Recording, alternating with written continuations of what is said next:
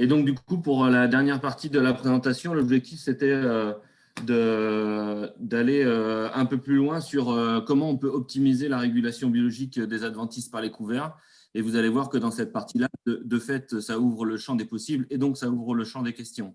Et que la littérature scientifique n'est pas toujours très abondante sur ces questions-là. Par contre, les expériences agriculteurs et conseillers agricoles et l'expérience experte est relativement abondante, ce qui permet justement, là, dans ce carrefour, de pouvoir échanger là-dessus. Alors, toute ma présentation, en fait, elle va suivre un fil conducteur qui consiste à dire qu'il faut, pour optimiser la régulation biologique des adventices par les couverts, considérer les couverts comme des cultures. Et ça veut dire plusieurs choses.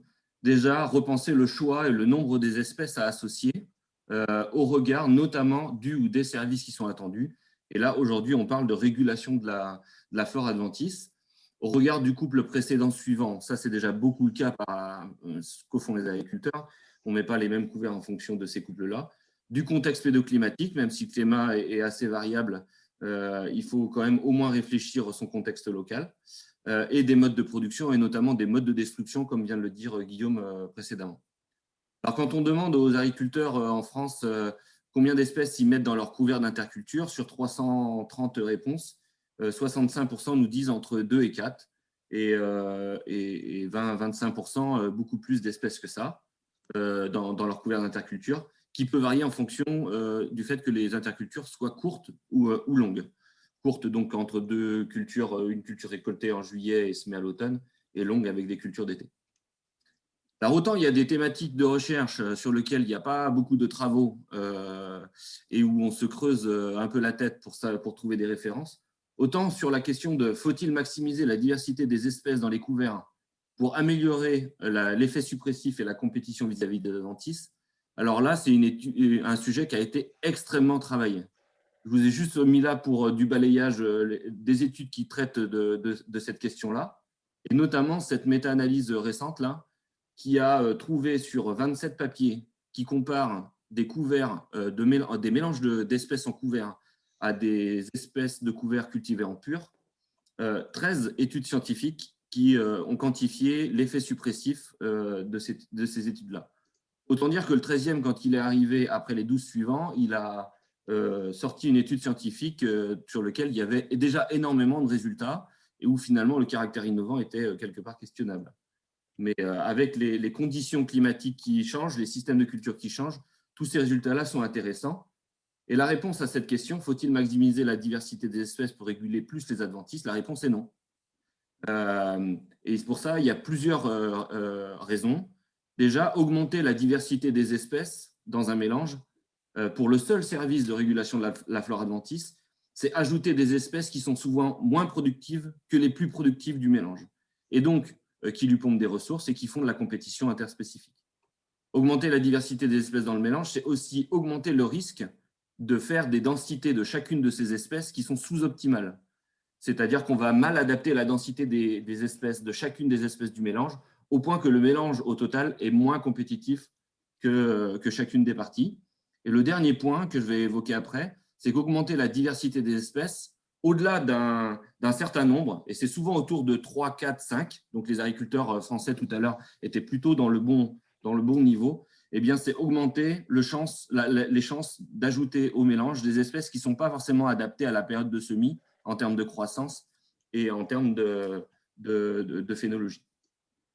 Et donc, du coup, j'ai traduit en français un article qu'on avait fait avec des collègues américains dans la revue Phytoma, qui démontre en gros qu'augmenter la diversité des espèces de couverts améliore pas forcément l'effet suppressif des couverts, mais par contre peut améliorer la stabilité de cette performance. C'est la stabilité entre les parcelles et entre les années.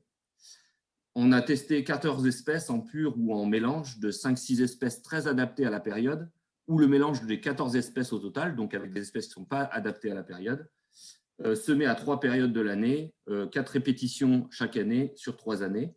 Et ce qu'on démontre, en fait, c'est qu'il y a toujours un couvert relativement simple, alors ici en pur, mais on pourrait très bien imaginer des mélanges de 2 espèces, qui est toujours plus répressif de la flore adventice, plus suppressif que le mélange des 6 ou des 14 espèces.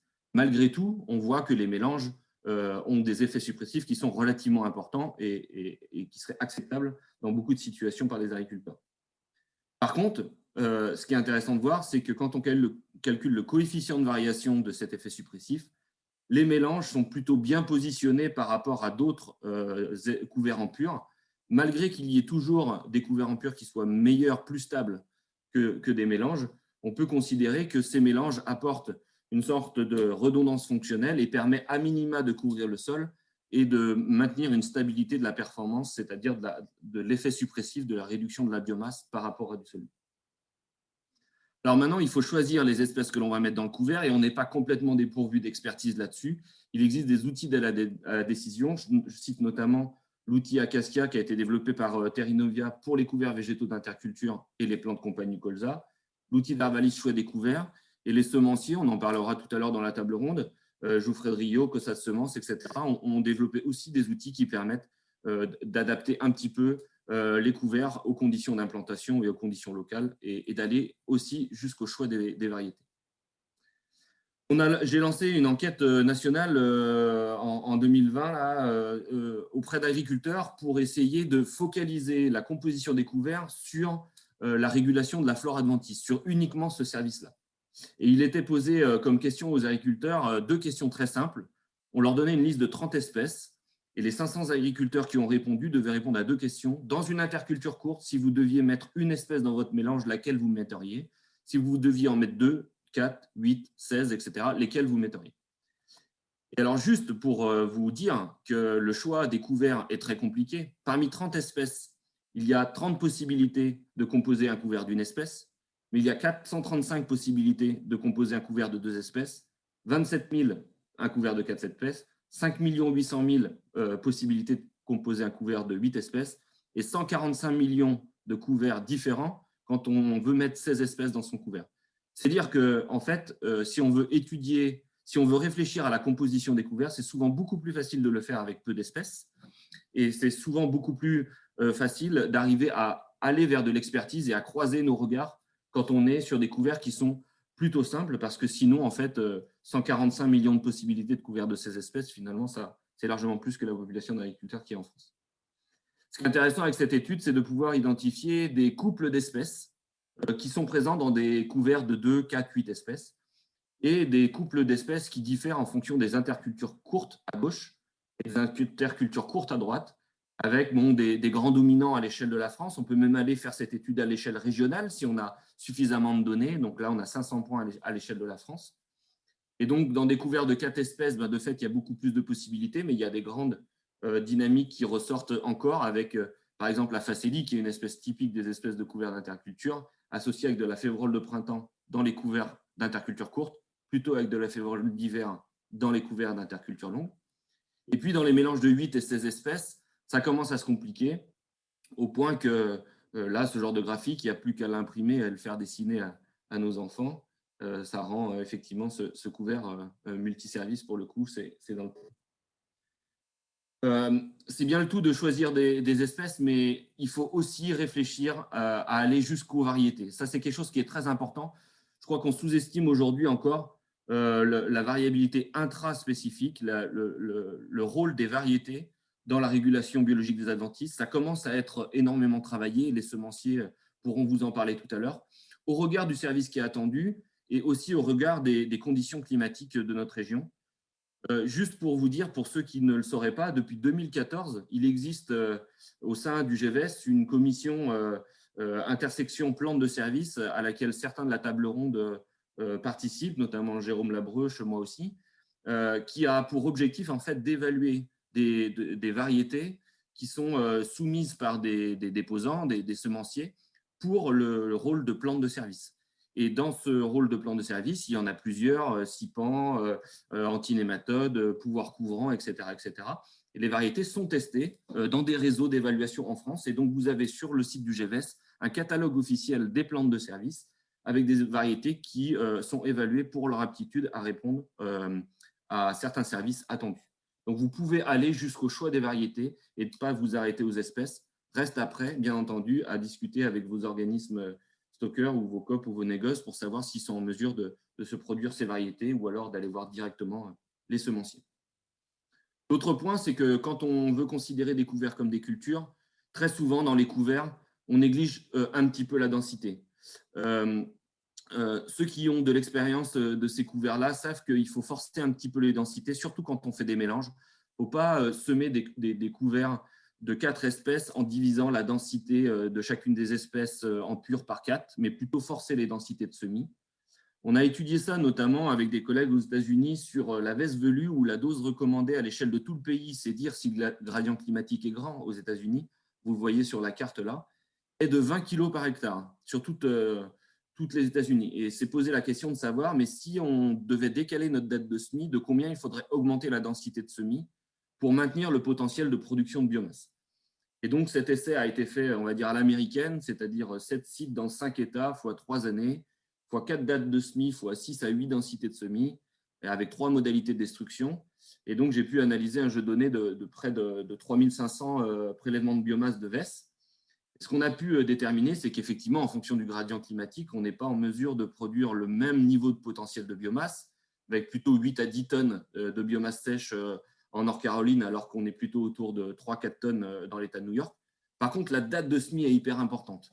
Tous les praticiens savent que quand les semis sont faits relativement précocement, après la récolte, on profite de l'humidité résiduelle dans le sol et on est en capacité de faire des fortes biomasses. Alors ça, par contre, ça dépend des régions, parce qu'il y a des endroits, notamment dans le sud de la France, où il faut attendre les orages d'août pour arriver à pas semer en terre des graines qui vont mourir. Et ce qui est intéressant avec ce genre d'étude, qui est relativement simple en fait, hein, c'est simplement semer des espèces à différentes densités, enfin une espèce à différentes densités, à différentes dates. Ça permet d'aller jusqu'à des abacs, c'est-à-dire de combien je dois augmenter ma densité de semis en Y si je dois décaler ma date de semis en X pour rester dans le même niveau de production de biomasse potentielle estimé par rapport aux données. Et puis, ça veut dire qu'au-delà d'une certaine date de semis, il faut sûrement changer d'espèce ou alors envisager de ne pas semer de couvert parce que la production de biomasse ne sera pas suffisante. Il faut aussi adapter la conduite de ces couverts, comme on le fait avec des cultures, le réfléchir sous un angle système, comme l'a dit Guillaume juste avant. Et alors là, les questions sont nombreuses et on ne pourra pas toutes les traiter à l'instant. Faut-il fertiliser? Faut-il irriguer? Faut-il désherber? Comment on détruit? On voit que la méthode de destruction est très importante sur l'effet sur les adventices. Et faut-il anticiper la date de semis? Alors juste pour indiquer, parce qu'on nous pose énormément la question, faut-il fertiliser les couverts pour maximiser l'effet suppressif des adventices? On a 4 années d'essais sur le domaine expérimental de Dijon dans différents types de mélanges. Globalement, on démontre que oui, fertiliser avec 30 unités d'azote, ça augmente la biomasse des couverts. Par contre, ça n'augmente pas l'effet suppressif des couverts sur la flore adventice. La biomasse adventice ne bouge pas et en tout cas, elle ne régresse pas. Et donc, oui, ça augmente la biomasse des couverts. Par contre, ça n'augmente pas l'avantage compétitif des couverts sur les adventices. Faut-il avancer la date de semis? On l'a vu tout à l'heure dans la présentation d'agriculteurs, qu'il se pose la question des couverts permanents. En fait, Jean de La Fontaine, il ne connaissait pas les adventices et les couverts quand il a pondu sa fable parce que rien ne sert de courir. Eh bien non, en fait, quand on est en compétition vis-à-vis de la flore adventice, il faut au contraire partir avant et partir vite. Et pour faire ça, une des solutions, c'est ce que font beaucoup d'agriculteurs aujourd'hui, c'est d'anticiper ces dates de semis en faisant du semis à la volée dans les cultures précédentes avec différents moyens, du semis en terre sur la moissonneuse-batteuse, du semis à la volée ou de manière plus anecdotique pour l'instant, du semis par drone. Ou alors, c'est de compter sur des couverts qui sont permanents, qui peuvent être semés dans les cultures et qui, du coup, sont déjà installés au moment de l'interculture, qui sont des systèmes qui sont encore dépendants de l'utilisation de petites doses d'herbicides pour pouvoir gérer ce couvert-là en culture et ou qui sont en cours de développement et de test pour du broyage d'interrants, notamment par Arvalis et Ecomulch.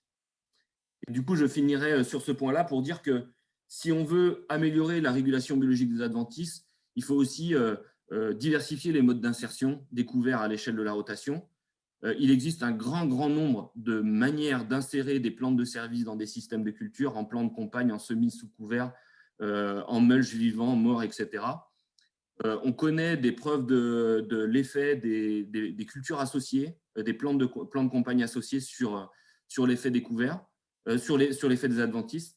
Reste à savoir comment maximiser la biomasse de ces plantes de couvert, parfois dans des étés qui sont secs, tout en limitant la concurrence sur la culture et en s'assurant que ces espèces-là vont pouvoir geler ou disparaître au désherbage ou autre, pour pas qu'elles deviennent adventices, comme je l'ai vu dans une des questions qui a été posée tout à l'heure. En conclusion, oui, il faut considérer les plantes de couvert et les plantes de service comme des cultures et vraiment réfléchir agronomiquement à un grand nombre de leviers et pas considérer qu'en jetant des graines à terre, on obtiendra une multitude de services. L'autre chose, c'est qu'il faut aussi que ces couverts-là soient évalués au plus proche des usages des agriculteurs, de manière à générer un catalogue qui ait de la valeur pour les agriculteurs dans le choix des variétés et des espèces, et notamment leur aptitude à concurrencer la flore adventice en mélange et à croître dans des conditions relativement séchantes.